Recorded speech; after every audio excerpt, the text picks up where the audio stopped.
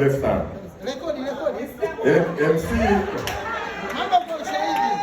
MC Pilipili kuna vitu ambavyo tunafanana.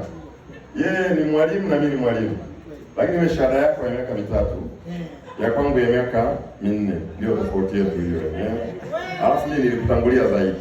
Lakini MC Pilipili tumefahamiana muda mrefu kwa sababu leo mnavyoona, niliona juzi tuzo za comedy na shughuli kubwa sana ya comedy pale Dar es Salaam.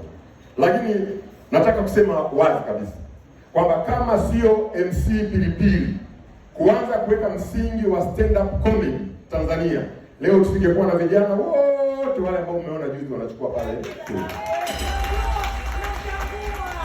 Stand up comedy Tanzania, yani aliye introduce stand up comedy Tanzania ni Pilipili.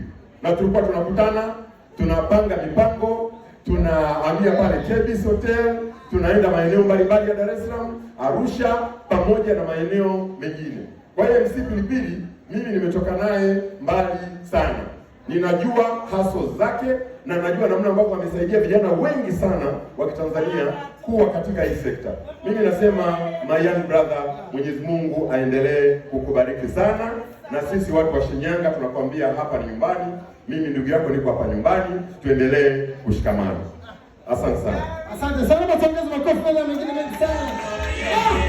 Jamani, asante sana mheshimiwa Kakuzi. Kama tupige makofi mengine mengi sana mheshimiwa.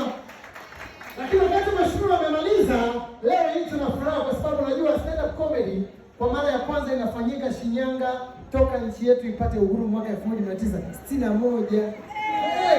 JJ, jambo sio dogo. Na ndio maana